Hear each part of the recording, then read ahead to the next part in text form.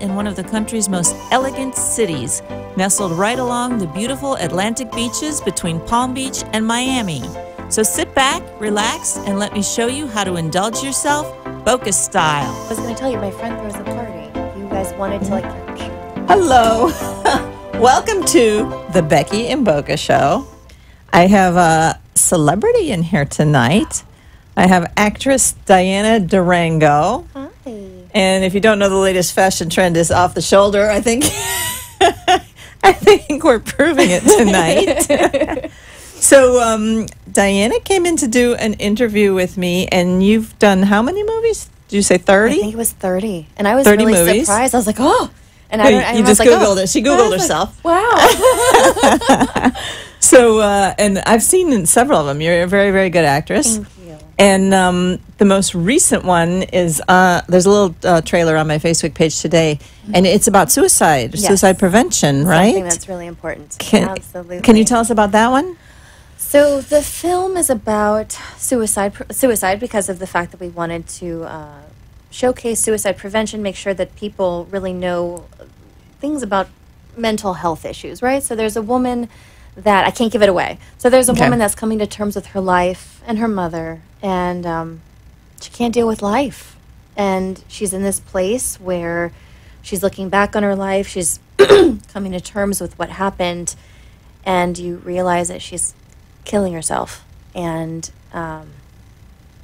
she's going to commit suicide. She's going to commit suicide. Okay. And it's the idea of when you come to terms with what happened in your past, and sometimes it's hard. Sometimes it's just in there, and you just don't want to look at it. Buried. And once you get to that place, and once you feel it, it's ugly. It really is ugly.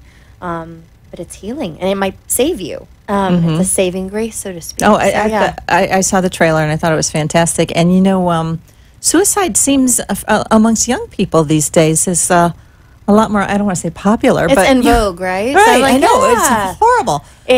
So I'm glad that that there's stuff out there now to help people. With entertainment, a big thing as of right now that we're trying to showcase, not showcase, but really let people know, like, look, there is a mental health issue. And it's okay to be depressed. It's okay to not feel good. It's okay to have anxiety. More and more kids are getting treated for depression. Yeah, absolutely. I mean, and there's nothing wrong with that. No, it's the stigma is gone. We're all here. And I have generalized anxiety disorder. I mean, I am like this all the time because of the fact that there's so much going on in the world. I mean, way back in the day, we were able just to do one thing at a time. And because of the fact that we have computers and we have all of this social media, I mean, you know this, people are right? living on social media. Right. So you can do 10 things at once, and we're expected to do 10 things at once. And you're like, I can't do this right now. So it's just good to know that, you know, we are not alone. We all have anxiety. I think that's the important thing. It's nothing to be ashamed of. And I think with college kids, that's being... I think kids are more comfortable now coming forward, absolutely, and admitting that they have a problem. And in college too, I think a lot of it has to do with peers and cliques and groups and feeling like you don't fit in. Yes. I think that's what causes a lot of depression in young people at that age. There's a feeling. I don't know. I was talking to my mom about this. I said, Mom, when you were in college, was there that pressure? Did you feel a lot of pressure? She goes, you know, I just went to college. You took your classes. You finished. You got married. It was great. Right now, it's, you know, there's so much competition. Everybody needs to get the grade. And not only get the grade, but you need to have an A. And then you have to make sure you're going to go to graduate school. Back in the day, you just graduated college. Everybody went to college for 4 years and got a job when they got out. Yes. And now you have, you know, it's like, you don't know what you're going to be doing. You better have a master's. And like, you know, if you want to, and even if you do, that's not going to guarantee anything. It's not going to guarantee anything. And I mean, you look at the extent as to even what parents are doing now. That thing that happened a few days ago. I mean, with Yale and Harvard. People are really wanting their kids to do well. And it's getting to that point where we have pushed ourselves to that area where we're doing things that aren't so good, you know, to make sure our kids get into the right school. But it puts a lot of pressure on kids. Right. So it's school. It's having to look good. It's having to go over and make sure. And all the Instagram and social media, too. It's insane. Yeah. Somebody said, you kind of look a little chunky. And I said, you know what? I'm a Latin woman. Who said that? I just, they were like, you're kind of getting there. And I said, somebody said that to you? Oh, yes. And it bothered me for the longest time until I worked with Amber Rose on a film. She goes, oh, honey, look at my booty. My booty's completely fine. And I was like, you know what? Yes. I was like, I have a booty. I'm a Latina, and it's loud and proud, and I love it. So if you have a booty, you keep it. It's okay. I think it's just That's about funny. owning yourself, you know, Yeah. and when people are however- young, they're a little insecure, and they get, like you said, if somebody said that to most people would be devastated. It was horrible. I remember being young. I was in a sorority, and I loved my sorority sisters. But I was in that rut. I had anxiety. All these girls are beautiful. They had blonde hair, gorgeous, and I'm this, and here I am with my booty, right? And I'm going to be very honest with you because that's where I am right now in my life. I had an eating disorder, and that was very hard for me. I was restricting food, and I wasn't eating, and I was like celery. It was celery, and maybe if I was lucky, I'd have some peanut butter. Like the worst water. tasting food on the planet. It's That's what you just settled on? Disgusting. Celery. And I kept on wondering, I was like, how can these girls eat these cheeseburgers? And I'm like, oh my God, that looks so good. They're like, yeah, just want some. And I'm like, no, I don't. And so the pressure to be thin, the pressure to fit in, all that, that's probably why there's so much I don't want to say mental health issues, or but mental health. Like, it's just, there's events depression. in our life that are affecting how we deal with life, and it gets to a point where you can't manage it because that's where the disorder comes in. And it used to be back in the day when I was in college, if someone had that, they didn't talk about it. Nope. Nobody mentioned it. It was a shameful thing. But now I like the fact that it's out there and people can be open about it. Just people, they're going to facilities. The rehabilitation centers are getting nicer. I have never been to one. I used to work in some of them. They're gorgeous. I mean, they're absolutely beautiful. They're hotels, and I'm like, I want to stay there. That sounds awesome. Yes, please. Some equine therapy. Yes, please. And a massage. Yes. But it's becoming not more accepted. It's just more understood. Yeah. If that makes sense. And you're not some crazy whack job And that's kind of anymore. what this little movie you did was about, to show that there's no shame in asking for help. Yeah. And that's at the end. She goes over. She's like, help me. She finally asked for help. Help me. Yeah. And there's all you need to do is say Tell help. somebody. Tell somebody. Right. Yeah. And the other thing is, it's horrible. You need to know the signs. So yes, there's somebody that needs help, but there are people that they are telling you help me, and we just don't listen to it. You know what I mean? No, I don't know what you mean. So okay, there are people that would say, I don't have friends. I don't want to deal with anything all day long. I want to sleep. That's a sign. Oh, wanting to sleep all day. Okay. If they really didn't care, if they didn't want help, they wouldn't tell you. Stay a little closer to your mic. Sorry. They wouldn't tell you, right? They wouldn't say to you, I don't sleep all day. Yeah. They just would sleep all day and not you tell say they're trying to tell you to... They're telling you, like, look, these are my symptoms. And we just are like, oh, yeah, whatever, cool. We look the other way, and we're just like, just be happy. Yeah. They don't, they're telling you I'm not eating. Yeah, just be happy. Okay, yeah, I just understand. be happy. It's great. Just life's awesome. Like, sometimes people don't need to hear that. Sometimes that people doesn't need help. to hear... Let me know what's going on. Like, what is going on with your life? That's okay to feel like that. I felt like that as well. Sometimes people just need to hear that. They don't need that. Everything's good. Yeah. Yeah. What are you talking about? You're young. Doing? You're attractive. Sure. Yeah. Shape up. No, they're really going through something, and it's just some of these things are so traumatic. Breakups. Oh my gosh. Can you imagine how many, like, you probably went through this? How many breakups I can't count them. did we go through? Like, I can't do this anymore. What's wrong with you could be me? my age and look back and think, You're like, what the that guy was heck? never going to be anything Right. in my life. And you look and you're like, wow, I cried over you. Over him? Wow. But thank you for making me stronger.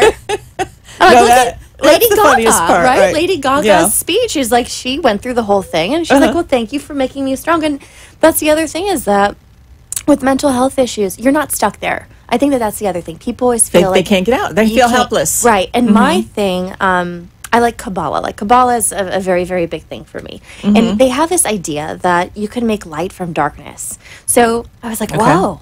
And there was like a lot of stuff that happened. I was like losing people left and right in my life. Things just weren't going right. And I was like, I'm stuck. I am stuck here. But then this Kabbalist comes over, like, let's listen to this video.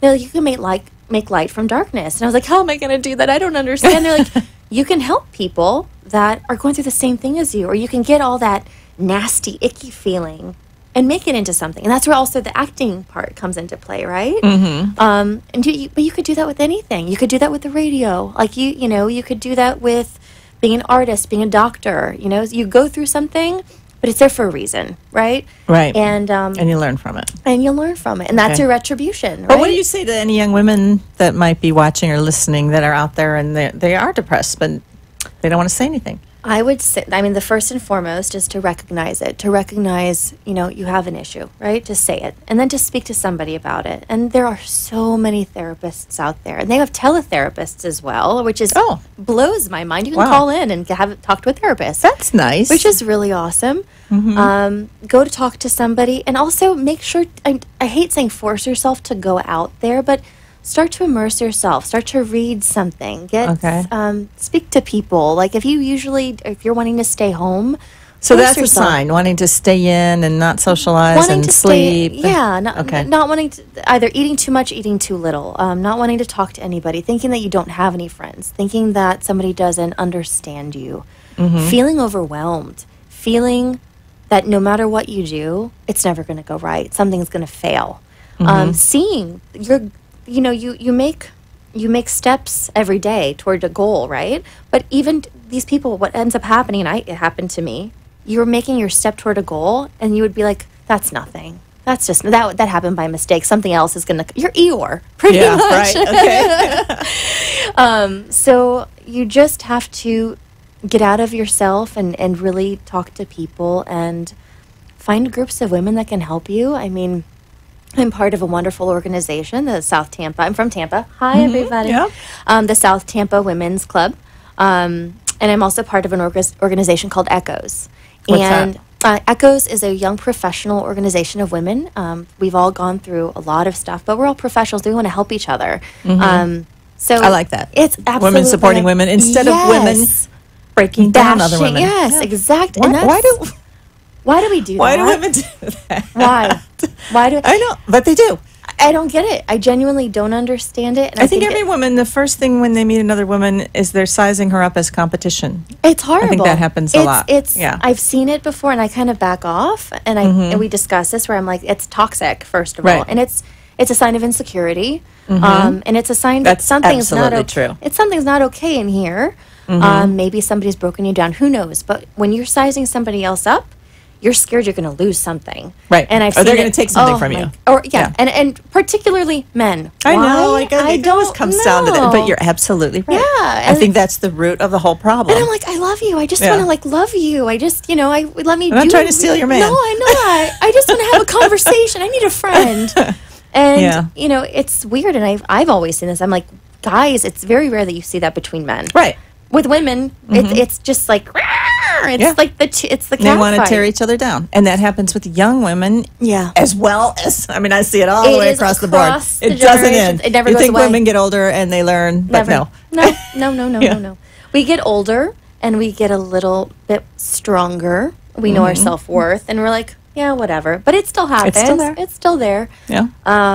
But these women, they come together. We just had a wonderful talk that I spoke at for discrimination, right? So, how do we get discriminated in our everyday lives? Feminism, intersectional feminism. So yes, we are feminists, and no, we're not bra burners. I promise you, we're not that. We don't hate people. We don't hate men.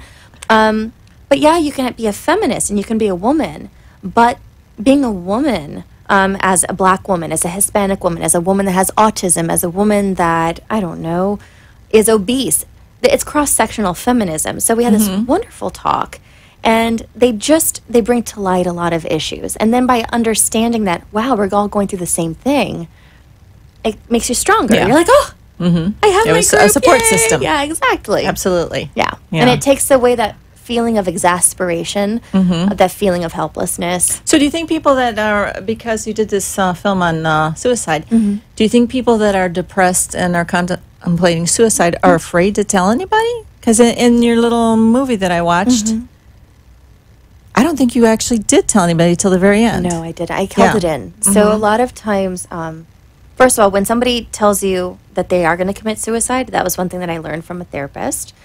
Yes, my therapist. I love you, Gwen. When somebody tells you that, somebody came up to me and they're like, I can't do this. I want to commit suicide. It's the fact that they're just saying, I can't take this anymore. Right. And usually people that do commit suicide, they're not going to tell you. They don't tell you. Okay. They'll put on the happy face. And usually what it is that they bottle it inside, and they don't try to get help anywhere. And it's just this feeling of, this is never going to stop. Right. And it's a feeling There's no way to fix it. Right. This is, instead of saying, this is right now, This is just right now. It's not permanent. It's temporary. It's going to change. Things always change. They're like, this is how it's always going to be. I'm living in hell. Hopeless. And that's it. Okay. And they're stuck in that rut. And I always say the only rut that you're going to be in, and even that's an adventure in itself, is death, right? So don't die, but that's the only absolute that we have in this life. Aside from that, everything's fluid. Everything's fluid. And it just depends on how you perceive life. And it's a game of perception, right? You can say, oh my God, it's raining today. It's horrible. I can't take it. And look at my makeup. It's horrible. We're like, wait, it's raining today. I don't have to go to that meeting. Yeah. Yes. I can go to the mall. Right? I can go to the mall. This is an excuse to get a nice pair of shoes that I've wanted because I ruined mine. So it's just a game of perception. Yeah. And it's a good way to look at it. Right. It's an active pursuit every day to say, okay, I'm in this situation. Look at the positive, not the negative. Try to find the positive. Try to find But if gratitude. people are clinically depressed, it's hard. Yeah. It's very, very hard. Do you believe in medication for that? I believe that there are some individuals that require medication. I do believe, however, and I have always been the person that's like, don't smoke pot, don't do this. Don't. And looking at, I'm studying psychology right as of now. And yeah, you told me about that. I'm looking at some of these studies with marijuana, and marijuana has a wonderful effect. It helps people. It really helps people. It helps with PTSD. It helps with anxiety. Sometimes there's a comorbidity. I've interviewed a doctor on the show about medical marijuana, and it's amazing what it can do. It helps with anything. The kava and kratom that has the same effect. Did a show on that too. Yes, it's very, very, very interesting. My mother, who's anxious all the time, she's like, I like this tea. And I was like, well, thank you, Mom. I could talk to you right now. Gotta give her some kratom. Hi, Mom. Yeah. Kratom will push it. Yeah. So, I do think, though, that I am of the, there are two trains of thought, right? Some people go over and they say it's all medication. And there are individuals like me that say... And some people really need it. Some people do really without need it. Absolutely. Would not be able to Some function. people have the necessary... Like there's... And that's okay. Their neural connectivity just needs it. Their neurons aren't firing the right way. And that's fine. That is absolutely And it can change person fine. from night to day. I've seen that happen. Absolutely. I mean, a person can be crying all day long. Potentially, sometimes they hear things. Sometimes they're having paranoia. They take it for a month or so, and then they're completely fine. Now, there is a machine that I think I was telling you about earlier, a TMS machine. What is that? It is a magnetic machine that you sit under. And what it does is that, excuse me, it manipulates your brain. Wait, before we go any further, tissue. I want to point out that she's not only an actress, she's studying, tell me again. So I'm studying psychology, but I'm applying to go into a clinical psychology program. Okay. And what I'm wanting to do is to go into clinical neuropsychology. Okay, so she's not just talking off the cuff here. I'm not. I promise. I'm like, oh, no, that's just my pastime reading. I found it in Cosmo. It's great. Okay, go on. You go under this machine or what have you, and it sends waves into your brain, and it's almost like a lesion, but it's not a true lesion, and it affects you automatically, and it helps treat depression. Whereas medication would take an entire month. Okay. This takes immediately. Immediate. That's and very it helps people that are suicidal. That's great. Yeah, so it's immediate, and it helps you right then and there. How do people find this if they need it? If you look up TMS depression treatment, you'll find a list of providers. Oh, that's great. We have a lot in Tampa. I'm now, sorry, is you guys this, is this stuff covered by insurance? Some of them are. I'm not sure. It all should be. I mean, that's I think the that it's sad part. something. I mean, like seriously, mental health it's the cornerstone of where we are. Right. So that needs to be covered just like any other medical condition. Yes, absolutely. Yes. And I'm like, your brain affects your body. Right. And we've been looking at studies like that as well. Like if your brain is not feeling good, if you're feeling pain, there's something called epigenesis. And what ends up happening with that is that you're feeling a certain way, you have cortisol levels that are heightened, or you're feeling pain. Your DNA is changing. It's not set in stone. Wow. So this idea of like, if you don't feel good, you're going to get sick, or I used to hate hearing this, if you don't feel good, you're going to get cancer. And I'm like, oh my gosh. Oh, but I've heard that. But sometimes that it's true. The immune system becomes weak. Absolutely. And so your DNA under stress can get you're affecting your DNA with your mindset. So yes, everything, to me, I'm pushing the fact that if you have a mental issue and you need to go to the doctor, your mental health issues should always be covered by the insurance companies. So Absolutely. That's me. Absolutely. So that is it. But Okay. going back to the movie, so yes, what we're trying to do in Hollywood is really and truly showcase what it is like to have different types of mental issues. Somebody did a wonderful movie that was in Cannes. It was, what is it like to have PTSD? I don't have post-traumatic stress disorder to the extent that it was shown here, and I couldn't understand it. But once I left there, I could understand. Oh my gosh, wow, that you're not a crazy lunatic. You have triggers, and I needed to speak nicely to you. I need to understand these things. It gives you compassion, right? Yeah. That's what movies give you, compassion, to understand where the other person is coming from. So knowing that we're in Hollywood, knowing that there's a responsibility that we have as actors, producers, directors. That's what I loved about your movie. Thank you. That was, I think it's great for anyone that is to battling with understand depression. suicide, right? So like it is our responsibility to help you understand humanity, right? First and foremost. I mean, everybody loves to watch Leo. Hi. We like these Marvel movies, but every now and then it's nice to see, like, look, this is what it's like to be human, and that's why you cry. It was right? a great movie, and it even explained. If I can talk a little bit about it, Absolutely. Your character was basically abandoned by her mother when she was a child, in a very traumatic way, and never knew why. But come to find out, the mother suffered from depression. And there might be a lot of people out there that didn't know that. And then, is there a genetic link? Is To that what suicide? to depression and suicide? For some individuals, there is. Okay. There sometimes is a genetic link to suicidal ideation, to depression, to anxiety. There are a lot of studies that are going on with that as well. Okay. If But you're- in this case, it could have just been situational because the mother left the child she at a just young didn't age. know. She blamed herself. Yeah. I mean, I don't know about you, but how many times have you sat down and somebody's acting ugly, and you think that it's all because of you, right? And Right. it's really You can't not figure out what because you of did. you. Yeah, and then Yeah. you're stuck feeling like, I don't I must have done understand." something. Right, and it's not. And this person just had a bad day, and they're not understanding. I'm all about telling you my feelings, right? You're like, I feel this, I feel that. It took years for me to learn how to do that. But no, this person didn't say, leave me alone, I feel anxious right now. They just were mean to either you or myself, and we took it personally. Right. And it ruins your day. It could ruin your lifetime. Right. And that's why I know I have somebody to talk to. I'm not sure if you do as well, but it's good to talk to somebody, Right. So to let it out there, to let somebody say it's not your fault. And sometimes you just need to hear that. Yeah. It's not your fault. It's not, none of this is your fault. Or this is none of your responsibility, right? You're a mom. I have a mother, and I'd love to have babies one day.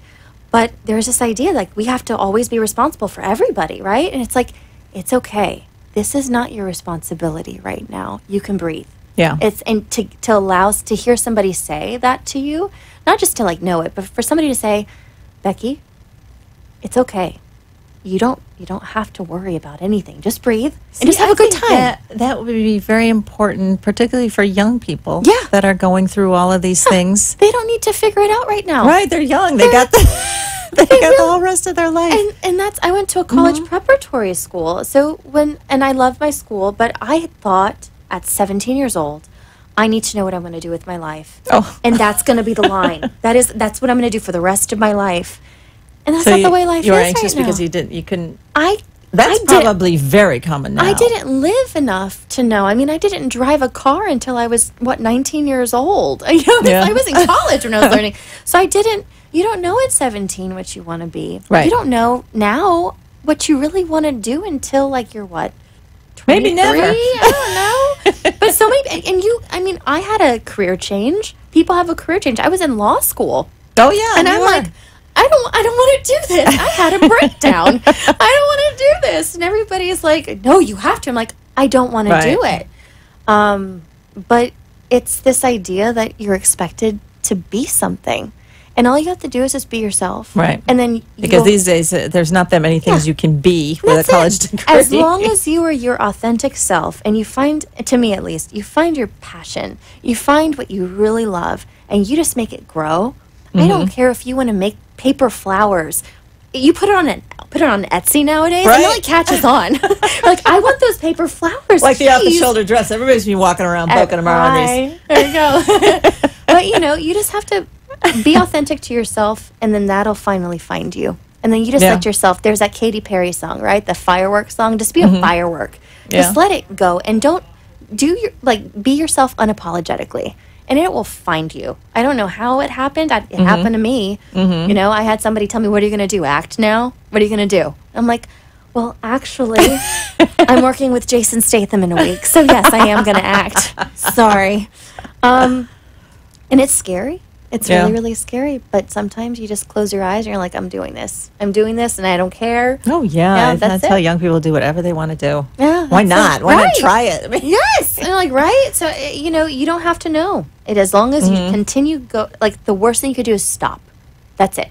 Just don't stop. Right. You just do something every day that'll help you. Because every day will be different, and that's new possibilities will come along every day. That's it. And something, just, you know, look around and see, okay, what sign do I need to go after right now? What is coming my way that I need to... So you were in law school, and you just decided, that's not for me. I said, no thank you, no, loch miad. But I am not doing it. You got into good school? Because I got into a good school. Did very well, I guess, on all the time. I did really, really good on my LSAT. I did well in my classes. But I looked and I said, this is not my authentic self. And there were people around me that were lawyers. And they said to me, and mind you, there are attorneys that really love what they do. And God bless you guys. You are going to represent me in my future divorce. So, yes. I'm just kidding. But for me, it wasn't me. And I had somebody tell me, you know, we're going through this trial right now. And you're studying for your finals. And I said, oh my God, I can't take it. I can't take this. They're like, well, that's what it's like to be a trial attorney. And that's what I wanted to do. Oh boy. And I'm over here like, that's I can't do this. No, I'm not doing this. I'm sorry. And so you just walked away from law school? I walked away. But what happened was that I was going to my civil procedure class. And when you're an actor, when something's inside of you, you're going to do it. You want to be an actress, yeah. I stopped my car and I was at the Columns restaurant in St. Charles. And I walked in and I said, I'm so sorry. I said, I have class right now. I'm at this school. I'm heading to my civil procedure class. I can't take this anymore. I need an outlet. I will clean the gum off of people's shoes. I will hold a boom. I will do anything. And he looks at me and goes, you just walked onto set? And I said, I am so sorry. I am so sorry. I'm a talent from Tampa. I need something to do. I will clean anything. They're like, wow. You're gutsy, kid. You're really just come on Saturday. Somebody went over and they're not coming in, and I go over and they put a wig on me and I'm sitting down and mind you, when you have the guts to go after something comes to you, I'm sitting down at a table. Forrest Whitaker is serving me tea and I'm on the set of The Butler. Bye law school. I'm like, bye. Did you ever take the exam? I never took my bar exam. Not the bar. Yeah, the bar exam. I'm like, I'm not doing this. I love you guys, and my contracts class saves me every single day. Oh, yeah, that's important. I read contracts every day, so I'm not saying don't go to law school.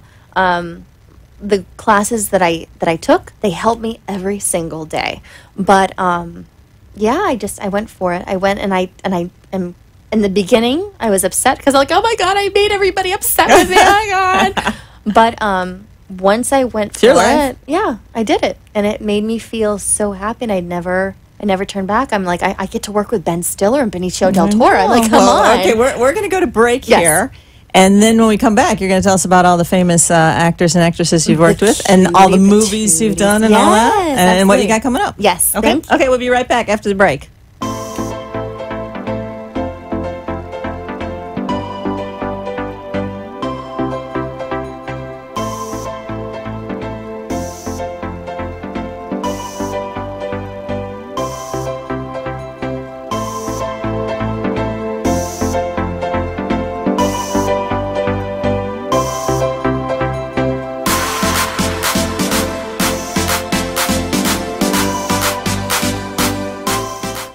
You've been listening to and watching The Becky and Boca Show. Ivy Lee's Luxe Makeup and Beauty Lounge in downtown Boca Raton does fabulous professional makeup application. Make an appointment today and see how glamorous you can look. Call 561-409-4065 to book your appointment. Ivy Lee's Luxe Makeup and Beauty Lounge is located at 233 South Federal Highway, on the first floor of the Boca Grand Building in Boca Raton. The number again is 561-409-4065. And now, back to the show. I would hear people around me going, do you know how many calories? Okay. Hi. Hello. Welcome back to the Becky and Boca show. I'm with celebrity actress Diana Durango. Hello. And we were talking the first half about a little movie she's got coming out about mental health and suicide. Very enlightening. Great topic. It's on my Becky and Boca show Facebook page. There's a trailer on there. And I just wanted to say Rick Danford is the producer of it. So Okay. Becky did an amazing job. And who's the other actress you worked with? Nancy Alexander. She Okay. is breathtaking, and this Yeah. was really, really hard for her. She so played was your mother. Yeah. Amazing, yes. That was very good. But now I want you to tell us about all the other famous actors you've worked with and the other stuff you've done. So the most recent one was with my director, Ben Stiller. Okay. So that was... What's he like? He is he's so much fun. He is so much fun. Seems like he would be. I walked in, I wasn't expecting to see him for my audition. They had me, I was in Plattsburgh for this audition for Escape at Dannemora. And they're like, okay, we're going to have you come in as a news anchor lady. So I'm over there and I'm nervous. And they're like, we need you to stay. And I stayed for like 3 days. I thought I was going to be in and out. Like, okay, that's cool, whatever. I'm here. I ended up going to Canada for a little bit, whatever. I walk in the last day. Nobody said anything when they were coming out of that audition room. And I walk in and I'm like, oh, hi, cutie patootie. You said that? I didn't want to, but he's so cute. So he was doing the auditions? He was at that last audition. Okay. And I was taken aback because his eyes were you scared so then to do your... I do this thing, so I have anxiety, so my heart starts to race right before. But then once I'm there, I don't know what it is. You get into I'm it. okay. And I make a little joke, I make a little funny, and then I'm fine. So he gave me my lines, and there's some pretty serious lines. They give you your lines like when you walk in, you don't get to like study them before? I had my lines 3 days in advance. Okay. But then he gave me an extra line, and I'm like, I'm going to mess this one up. I'm so sorry. So he gave me an extra line. I said I didn't get those. He goes, oh, just go with it. And then I said the line, and it was just too quiet. And so I made a joke, and he's just holding his mouth, and he's like, and she goes, and Rachel, who's the camera person, she goes, cut. And he goes, oh my God, that was awesome. Yeah. But, he's authentic. He's genuine. He's gone through a lot. He had a cancer scare. Oh, I didn't know that. And yeah, so that I think changed him a lot. And that was his passion. I mean, he wanted to make movies. He's always been an actor, but he really wanted to make something of substance. And that was probably one of the bigger sets that I've ever been on. I mean, they had an entire city and where shut was down. This? Plattsburgh. So we were at the Dannemora prison around the Plattsburgh area. Which is where? Upstate New York. Okay. And it's cold. And this is a movie about the two prisoners that broke out? Yeah. Okay. So that was the two prisoners that broke out at the prison. They were out for, I don't know, like months. And these poor people, I mean, these men were killers. These men were doing atrocious things to people. And when you go up there, it's super, super dark. I mean, dark. There's no light. Yeah, I know. I've been up in that area. It's just so scary. Up there with prisoners on the loose. And they're prisoners on the loose. And these people can't go anywhere, right? And they would hear creaks. I was talking to the people, like, yeah, we'd hear creaks. And we were, like, locking our doors. And they thought that they were going to die at any moment. Yeah. And looking at Patricia Arquette and her transformation. She's in the movie with you? Yeah. She played the woman that helped them get out. Okay. Her transformation, I get goosebumps. Like, just her transformation just was like Charlize Theron's transformation from Monster, another movie I was in. And they're not just a pretty face, right? Like, they're real, true actors. She had no problem just becoming this woman. She gained weight. She made her hair frizzy. She had... Yeah, that's a real actress willing to do that. Yeah. And I looked at her, and she just was in that zone. And I get in that zone as well. We're method actors. But I just was taken aback. And then Benicio with his presence, I mean, that man is like a lion. Yeah. He gets intense. So I did that. And then you guys have a wonderful production happening in Miami called Paper Empire. Oh, what's that one about? So it is about, I'm not privy to say, but it's just very opulent with its toys and all these wonderful things that you guys get to play with down here. Very Miami, huh? Yes, very Miami. So Denise Richards is in it. Yes, Richards is in it. Wesley Snipes. Oh. Steve Guttenberg. Do you remember him from Yes, Three I Men sure and a Baby? do. Yeah. He's in it. And my favorite person, who's a good friend of mine, he became a good friend of mine, is Robert Davi. Do you know who that is? No. He was the opera singing bad guy in The Goonies, one of the Petrelli brothers. Oh, okay. So he just comes in with this force, but they're all down in Miami, and Is that filming now? that's filming now. It's off and on. Robert Gillings is the director. Absolutely amazing. Oh, I can't wait to see that one. I like to see local stuff. So much fun. And Yeah. I told Robert, I was like, you have to come on set. So when he's back down here, I told him, I was like, you have to come over and talk to Becky. Yeah, So yeah, I it's love to interview him. But a lot of wonderful actors come out, directors come out of New York, like Elias Plagianos. He did a show that we're still in the process of pushing it forward, but I worked with Linda Hamilton, which was absolutely awesome. Wow. And Bill From Terminator. Yes, right? the Oh, yeah. Terminator mom. So I'm there with her, and I was like, oh my God, you're Linda Hamilton. And she's so sweet about it. And so Linda, Bill Sadler, Jackie Martling, just great people. Debbie Markowitz is another one of my favorite directors. She's my mentor. She's part of my network when things are going rough. She goes, just take your inner goddess and let her come out. And she's my strength. So she's out there as well. There's so many things. There's so many productions. It's a whole different way to make a living being in It's films hard. because they come and go, and sometimes you're not working and sometimes you are. Yeah, so somebody told me if you're going to go into film, you have to be intelligent. And I always, when I was younger, I'm like, oh, you just have to be a face. You have to be pretty. You just put yourself out there. And no, you have to know, and you don't understand this too, you have to know business. You have to know what's going on in the world. You have to be okay with yourself. You have to go inside and get those ugly places to come out.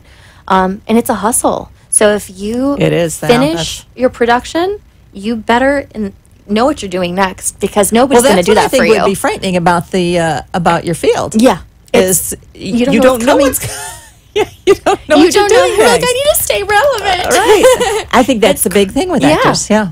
And it's, once they finish something really big, that's not over. Yeah, and it's now scary. They got to find the next thing. And it's looking at what, maybe even just 2 years ago, 3 years ago, women, we had a terminal point. It's like, okay, well, you're too old to go to LA. Changing now, don't you? Oh, absolutely. Yeah. You see Nicole Kidman, Reese Witherspoon. We're pushing more female-oriented, real female-oriented movies where we're not looking for somebody that's 19 or 23. We're looking for somebody that's real, in her 50s, in her 60s, to show that, like, this is relevant right now. So we don't have a terminal point anymore. Right. But that was scary back then. We're like, I have to make sure that I look young. I have to make sure Yeah, that I look great. Younger than you are. I have brunette hair, and that's my real color of my hair. But I was making my hair You're blonde. Yeah, I know that. And I was losing my hair because, legitimately bleach. losing my hair. And I'm just thinking to that's myself, not good for acting. That's not good. I'm like, what am I going to do? I could play Powder from from way back in the day. And I said, no, I'm not going to do this. I can't. But thankfully, we don't have a terminal point, but we do have a hustle, and we do have to show that we're strong. So how do you get picked up for other movies? People see you out there and you get calls, or do you have to go look for stuff? Sometimes I do look for things. I'm a SAG actress. I'm a Screen Actors Guild actress, thankfully. And so we have a wonderful platform that shows the SAG auditions that we have. Oh, they give you places that you could go to audition. Oh, and I'll show that to you. So it's really, really cool. But a lot of times people, once you set the bar for yourself and people know what they're working with, and they know that they don't have to coddle you and you're professional, they're like, okay, we want to work with that person. And as you saw, I just get very, very intense. You are a very talented actress, no doubt. And so thankfully, and I wasn't always like that. I trained in New York with Maurizio Bustamante and Lola Cohen at the Strasberg studio. Before that, I didn't really know what acting was. And they got me to that place that's, my mother says I look like I'm going crazy, but that's fine. It's okay. Thank you, Mom, for putting up with me. But people, once they hear that about you, they want to use you more, and they want to bring you back in. And also, producing and directing myself, if you're going to come onto one of my sets and you're complaining, I'm not eating, I'm not doing this, I'm not doing that, I don't want to be here. You don't want to work with that person. So not only do you have to get to that place, right, as an actor, but you have to be likable and nice. And or you're not going to get your next job. If you're not going to get your next job. So it's a nice balancing act. And again, for women, especially with the Me Too movement, there's a balancing act with sexuality and power. So what do you think about the Me Too thing, since you've actually been in this business for a while? Is it true? It's every single one of my male directors have been wonderful, absolutely wonderful. I even met Harvey Weinstein, believe it or not, in Cannes. How was he? Harvey never did anything nasty to me. He put his finger on my back. He like traced my back. Okay, no, then wait a minute. And that's kind of. It's a little. It's a Why step. was he touching you? It's Harvey. Okay, but no. That's the problem. So that's the problem. So I went over and I said, "Well, isn't that nice? Can I get you a drink now?" And he didn't go further than that. But Okay. I do think that maybe he did do things to those women, and that's atrocious. Yeah. But for me, none of my male directors did that to me.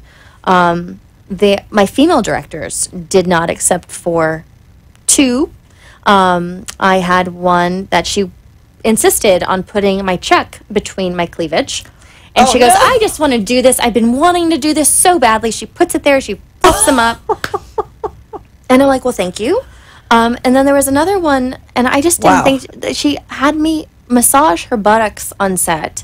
And then she had me like do things with with her son, and to go take her son out to her on a pseudo date, and it was very innocent, but to me that's inappropriate. It was an inappropriate gesture to do that and to take me away from me acting she professional. had you massage her buttocks on set, then she asked you to go out on a date with her son. A little with her 8-year-old son. Oh, 8-year-old. Had her 8-year-old son come up to me, and it, like and God bless him, and he's a sweetheart. But when I'm an actress with anybody, I mean, this sounds weird to you, right? Yeah. When you're an actress, you're there to act. That's outside of the professional sphere of anything. And I'm not there to be your babysitter. I'm not there to take your son on a date and to embarrass me in front of everybody. Like, people looked and they were laughing because you're massaging her. Oh, that, and also the fact that I'm having to go on this date with this little boy. What do you mean by a date? We went somewhere, and I was like, can we bring somebody else with us, because this is just a little weird. And this person, she scared me. Like, she genuinely scared me. She would blow up all the time, and people were seeing that, and I finally said, I can't do this. It got to a point where I myself went to a psychiatrist, and I said, can I please take medication, because I have to go work with this woman. And that didn't make me feel good. No. And people were seeing it, and I finally left. And I said, I can't do this. And I spoke to people. So she was taking advantage of her position as the director. Yes. She had power over you, and she was trying to get you to do. Yeah, and she said, so you thought it was going to lead to more. Nobody likes you. No, you're a method actor. That's very selfish of you. And I'm like, 80% of the Oscar winners are method actors. How is that a wrong thing? And God bless her. Maybe she didn't know what she was doing was incorrect. But looking back at it in hindsight and talking to several people about it, they're like, Diana, that's not okay what she was doing. Right. And people from set were also telling me, that's not okay what she was doing to you. And we all saw that. And we eventually told her something. But again, I wish her well. But to me, the Me Too movement, I do feel that we do need to set boundaries. And we need to let people know very clearly, this is not what I stand for. Even at the expense of us. But don't you think that could affect your rising star? I think let's look why at this. People do it. Right. So let's look at this scenario with this woman. I was working on this project for years, and this person said to me, "You're never going to get another job in your life because I have pull." And I was petrified, until the point where it's like it just was too much. And I'm like, I don't care. I really don't care. She loses the power when you say I don't care. Yeah, and I walked away. And thankfully, more stuff is coming. That's when I started working with Ben. That's when I started working on this stuff with Linda Hamilton. But yeah, you have to sometimes make a stand. Just like Ashley Judd, she made a stand. You probably didn't see her for a while, but she made a stand and she made a voice. I'd rather be a voice for someone than stand for something that I know I'm not standing for. Does that make sense? Yeah, but I shouldn't stand for it. You're more mature than a lot of women your age, and there are a lot of younger women going into this industry. So I imagine a lot of young, naive women where you could understand how the whole Harvey Weinstein thing would happen. Yeah, absolutely. I mean, they were victims. There was somebody there that can pretty much blackball you, and you do get blackballed. I mean, it's a thing that happens. It happens in any profession, but this one, it's intense. And you could get blackballed, and a lot of them did. It's very unfortunate. Yeah. And it's scary. It's if you do not have that armadillo skin Right. to say, I don't care what you say about me, you're done in this business. Because there are going to be people that tell you you're not going to get anywhere without me. There are going to be people that say, who the heck do you think you are? You're nothing special. And I've had that said to me, by the way. This is a brutal industry. Oh, yeah. So, there are people that say, who do you think you are? You're nothing special. You need to lose weight. You need to gain weight. I don't like how this looks on you. And you just look and you say, well, then, you know what? I'm not the right actress for you. The right actress Yeah. for you. This is not obvious. This obviously, acting and movie making, I always say it's like a marriage. You have to, like, go through a few ugly frogs, and you find one, and you have this marriage with them, and a little short-term marriage, and then it works. Mm-hmm. If you're sitting down with your boyfriend, right, and you're not feeling it, you leave. Because if not, you're wasting your time. It's going to be Right. an ugly relationship. And but for the longest time, I tried to make things work when they shouldn't have been working. Right. Rubbing people's tuchuses when I shouldn't have been rubbing them. But I grew up. What did you think when she asked you to do that? I went over and I had my face and I looked over at somebody and I looked and they go, and I was like, really? And Oh my gosh. yeah, that happened. And Oh, again, that's- God bless her. I wish her the best. I really, really wish her the best. And I thank her. There's obviously a reason why I'm not mentioning her name. Oh yeah. Maybe she just didn't know, but I just couldn't take that anymore. Yeah. So, but again, like I have wonderful female directors, Judy San Roman, Debbie Markowitz. I've had Marianne Janino, Lynn Ann Daly. Like they just all come together to be women that really want to. You want to be in productions that really want to showcase women, showcase our power. And again, the other thing is showcasing a female's power doesn't mean that we're bashing men or bashing each other. We're not slut shaming. I hate slut shamers. That is not okay. Okay, what's a slut shamer? Okay, so slut shaming 101. Slut shaming, I'm certain that we've had these issues. And it doesn't only pertain to calling somebody a slut. If you are sexually liberated, a man goes out and is like, oh, yeah, you see her? I had her yesterday, this and that, blah, blah, blah. He's cool because he's a man, right? That's his virility. Whereas women, we go on dates. You go on too many dates, you're a slut. Yeah. Right? You kiss too many people, you're a slut. God forbid you even have sex because we're all supposed to be like, virgins. Right. Yay. Also, women that speak up for themselves, right? If we speak up for ourselves, we're too loud. We're verbose. We are power And hungry. professional women. A lot of men are afraid of professional women. Absolutely. We're verbose. We're power hungry. We're crazy. God forbid we're the B word. And God knows we hear that all the time. Or if it's a man, wow, he really has his stuff together, right? That's he's a form. Powerful guy. Yeah, he's so powerful. I like him. Whereas women, it's scary. Like, ooh, I don't know. And then women do it to each other. We don't like her. She's I hate this word, a whore. I don't like that. I just don't. Yeah. And that's slut shaming. It's slut shaming 101. Look it up. Okay, I've never heard that term, but I will. Amber Rose has a slut shame walk in LA, and she dresses in her stilettos, and everybody just shows their femininity. And it's just not. It's not saying I want to be a slut. It's just like, don't title me as something and make me stay in this box when you were able to get away with so much. So, and I think that we're all victims of that as well, right? I'm certain. Yeah. And that has to do with the insecure woman, right? That's Absolutely. one of the first things that she does. She has to, cut you down. Absolutely. Like, we got to change that. Yeah. We've got about 10 more minutes, so I want you to tell us all your films you've been in. Okay. You got a list of them? So, oh, goodness gracious. I mean, you can't remember all of them. Maybe I know there's 30 plus. My first film was Monster with Charlize Theron. I remember that one. That was intense. Patty Jenkins. Wow. Awesome. Now, what did you play in that movie? I was 17 years old. I was supposed to have a line, and I was supposed to say the F word.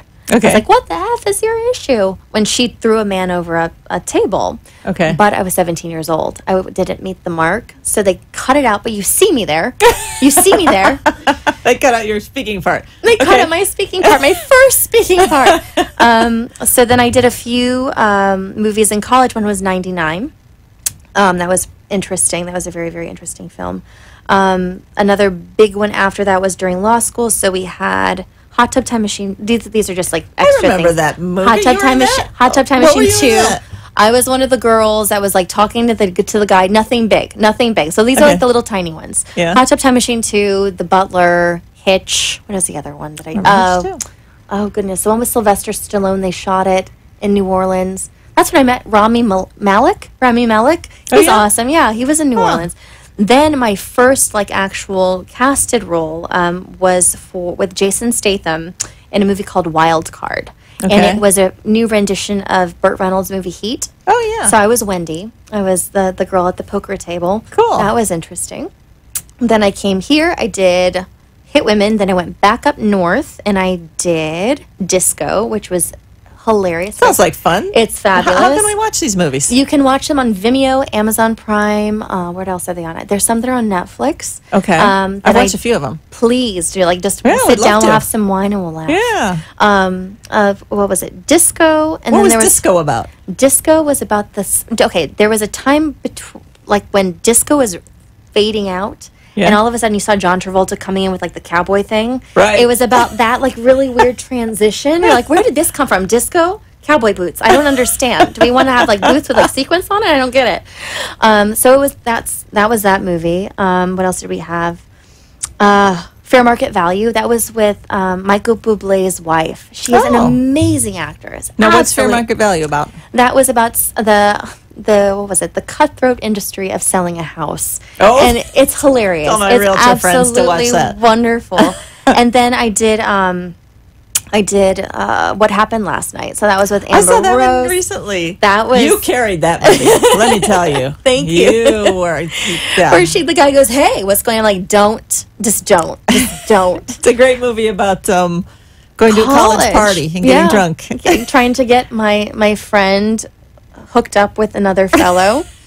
And in the process, cute. I fall in love with somebody. So it was awkward. It was a very cute movie. Yeah. Fun There was that. And then there was a follow-up with a series. Okay. And then what else did we do? I'm trying to think. We had The Escape of Dannemora. And then I had something called By Blood. That was a little short film. That's on Amazon Prime. I haven't seen that one yet. It's intense. That's the horror one where you were like all. That was Mirror Mirror. I see that one too. That one. That's about where you're talking in the mirror. Me. Yes. Bloody Mary or Bloody something Mary. like that. Oh, that's got to be good. How do people find that one? That one is coming out. So like we're still in Okay. the process of distributing that one. Okay. But that one was intense. That one they did my makeup. Yeah, and I saw a picture. I had my eyes closed, and the woman that came in, the original Bloody Mary, Rowena, she's amazing. I looked at her and I was like, I was like, can I just touch you just to make sure that you're real? And then she's like, close your eyes. So I looked at myself and then I look and I'm like, oh my God, this is not me. This is the weirdest thing. I'm like, how do I get to... You were pretty scary in that one. I made myself very angry at the end. I'm like, all those ex-boyfriends. So we did that. And then we have the suicide film. Mm-hmm. And then That's a very good one. And is that going to be entered in, what was that, competition or something? There are a few competitions. It'll be at the Sunscreen Film Festival. Okay. Can people see the whole movie other than just the trailer? Not yet. Not yet. Okay. Not yet. But once we have it, I will definitely send you the link. Yeah, I'll for put that. it on my social media. And then Tampa has a few Hallmark films that are coming out. Tony Armour's bringing them. I love you, Tony. And there is what is the movie called? Oh, goodness gracious. Where the Land Meets the Sky with Preston Scott. So that one is beautiful. That is another story of transformation where a little girl pretty much she's saving her dad from alcoholism. You were telling me about that. That sounds like a great premise for a movie. That's it's beautiful. So her father was an alcoholic and the mother dies or something? The mom dies, the father's an alcoholic. I believe the grandparents want to take the little girl. Try to and take it's his this daughter. entire story of this transformation of all of these characters. Beautifully written. I mean, it's not flat. Mm-hmm. There are all these arcs and sub-arcs and it's just absolutely amazing. And to me, that's my thing now as an actor. I was always the girl with the pretty teeth and the blonde hair and that's me. I'm going to look cool. And now you want substance. I want substance. Yeah. I want to no, make I can see that in story. you. Mm-hmm. So yeah, I'm like, I'm not just that person anymore. Yeah. I like the suicide film that can save people. Yes, Definitely. absolutely. So and then there's another suicide film that Rick Danford is making. It's called A Daisy Amongst the Weeds. And that's suicide as it pertains to children going to school now and wanting to kill themselves and kill others around them. Oh, and it's an epidemic, I think. It's something that's really... Yeah, we're not too far huge. from Stoneman Douglas High School here. Oh my gosh, that's right. Yeah.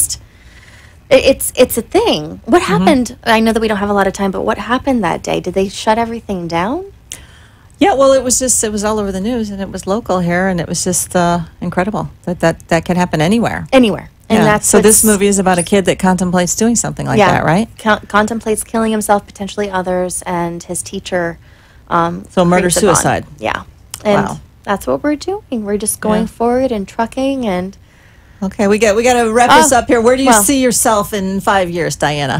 Oh, goodness. I am, okay, so I'd still like to be a filmmaker. I'm doing a documentary. I know you're doing that. I have a documentary that I'm trying to show what's happening to the Bolivian prison children. I'd really, the next 5 years, I want that to burst open pretty much. So I want to do that. I do want to be a filmmaker.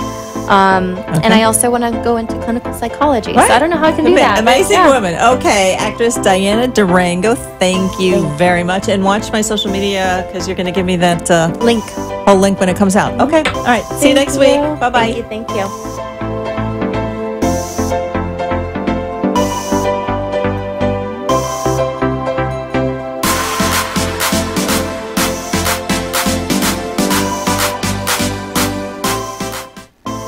You have been watching and listening to The Becky and Boca Show. Tune in every Thursday night at 6 p.m. to discover all the ways to spoil yourself and have a good time in beautiful Boca Raton. See you next week.